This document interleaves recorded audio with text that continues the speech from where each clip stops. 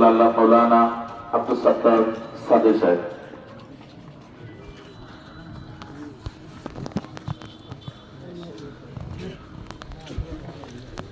আলহামদুলিল্লাহ, আমি মরহুম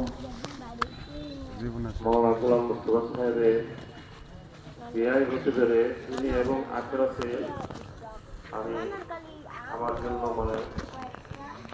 সম্পদ মনে করছি, মহা সুযোগ মনে করছি। আল্লাহ তাআলা এই মরহুমের জান্নাতের উচ্চ মাকাম দান করুন। সম্মানিত উপস্থিতি, পাশের ক্ষেত খালি আছে এবং রাস্তায় আপনারা দাঁড়াতে পারবেন।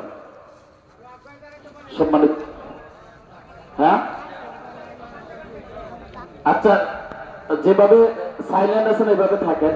এ পর্যায়ে আপনাদের সামনে কথা বলবেন আমাদের এই মাদ্রাসার দীর্ঘ সময়ের সভাপতি জনাব গোলাম মুস্তফা সাহেব, প্রিন্সিপাল গোলাম মুস্তফা সাহেব। আসসালামু আলাইকুম রহমতুল্লাহি ওয়া বারাকাতুহু। আমরা আজকে যে মায়াতের জানাজার জন্য উপস্থিত হয়েছি, আপনারা সকলে জানেন উনি বাংলাদেশের প্রখ্যাত আলেম দ্বীন। ওনার পরিবারে 25 জন হাফেজ আছেন আপনারা জানেন, এবং উনি অসংখ্য আলেম ওলামা, হাফেজ, মুফতি সৃষ্টি করে গেছেন। ওনার জানাজায় আমরা উপস্থিত হতে পেরে আমি নিজেকে ধন্য মনে করছি। তাই আমরা সকলেই দোয়া করব আল্লাহ পাক যেন ওনাকে বেহেশতের সর্বোচ্চ মাকাম দান করেন এবং ওনার পরিবার যেন ওনার সুখ হতে পারে। আসসালামু আলাইকুম রহমতুল্লাহি ওয়া বারাকাতুহু। সম্মানিত উপস্থিতি, এ পর্যায়ে আপনাদের সামনে সংক্ষিপ্ত কথা বলবেন আপনার বিআই, আমার মোহতারাম শ্বশুর, জামিয়া রাবিয়া ওয়াহাবুল উলুমের সম্মানিত শাইখুল হাদিস হযরতুল আল্লাহ মাওলানা ফরিদুজ্জামান সাহেব দামাত বরকাত। আসসালামু আলাইকুম ওয়া রাহমাতুল্লাহি ওয়া বারাকাতুহু। আমরা ঢাকা থেকে এখানে আসছি, তো গ্রাম দেশে মানুষ অনেক সময় দেখা যায় যার জানাজা পড়তে আসি তার ব্যাপারে বলে যে আপনারা কেমন মনে করেন, লোকটা কেমন ছিল, এটা জিজ্ঞাসা করে।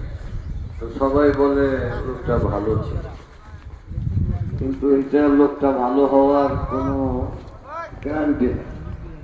এটা আমরা বললাম আর কি। হাদিস শরীফে আসছে যে লোকটা মারা গেছে, এই এলানটা শোনার সঙ্গে সঙ্গে যেই মানুষটা কইব আহারে একটা সুন্দর মানুষ আছে, লোকটা চলে গেল দুনিয়া থেকে।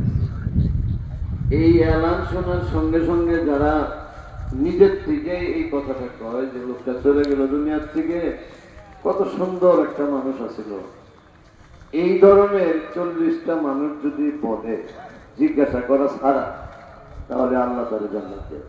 সুবহানাল্লাহ, আল্লাহ তারে জান্নাত দেবে। আর যদি এলান হওয়ার সঙ্গে সঙ্গে বলে আরে এর অত্যাচারে দুনিয়াতে থাকতে পারি না, এখন গেছে একটু গ্রামটা শান্তি, এই ধরনের 40টা মানুষ যদি কারো ব্যাপারে এরকম মন্তব্য করে, আল্লাহ তারে জাহান্নামে দিবে, জাহান্নামে দিবে। এখন তো আমরা জিজ্ঞাসা করতে চাই না। কেন জিজ্ঞাসা করতে চাই না? কারণ ওনার জীবনের যে আমল একেবারে শুরু থেকে নিয়ে আমি যা শুনছি, আমার পাশে বসায়া তিনি সমস্ত আমলের কথা বলছেন। এমনকি আমার যে আব্বা, আমার আব্বার কথাও তিনি বলছেন, এই জন্য যে আজকাল তো মানুষ সারা জীবন একজন ওস্তাদের কাছে পড়ে স্মরণ করে না। আমার আব্বার কাছে একটা হাদিস করছেন তিনি, এইখানেই উনি বলতেন আমারে দেখলে দাঁড়ায় যেতেন, তো আমার ওস্তাদের সন্তান, আমার ওস্তাদের ছেলে, দাঁড়ায় যেতেন। এইরকম নরম মানুষ, এরকম তবিয়তের মানুষ, আমি আল্লাহর কাছে আশা করি আল্লাহ পাক ওনাকে জান্নাত দিবেন, আল্লাহ ওনাকে নিশ্চয়ই জান্নাত দিবেন। আল্লাহ যেন ওনারে ক্ষমা করে দেন, জান্নাতুল ফেরদাউসের আলা মাকাম আল্লাহ রাব্বুল আলামিন ওনাকে দান করেন। ওয়া আখিরু দাওয়ানা আলহামদুলিল্লাহ। সম্মানিত উপস্থিতি, আমাদের জানজেলের জিয়াউদ্দিন সাহেব আসতেছেন। আমরা যথাসময়ে চেষ্টা করবো জানাজা করার জন্য। এই পর্যায়ে আপনাদের সামনে আপনার সহকর্মী, দীর্ঘ সময়ের সহকর্মী যারা হযরতুল আল্লাহ মাওলানা শাহজাহান ফারুকী সাহেব পাকিস্তানি হুজুর আমরা বলতাম, উনি একটু স্মৃতিচারণ করবেন। আপনার অনেক সহকর্মী যারা মুসলিম বাজার উস্তাদ অনেকে এসেছেন, সকলকে দেওয়া সম্ভব হচ্ছে না, আমরা আন্তরিকভাবে দুঃখ প্রকাশ করছি। নাহমাদুহু ওয়া নুসাল্লি আলা রাসূলিল কারীম, আম্মা বা'দ।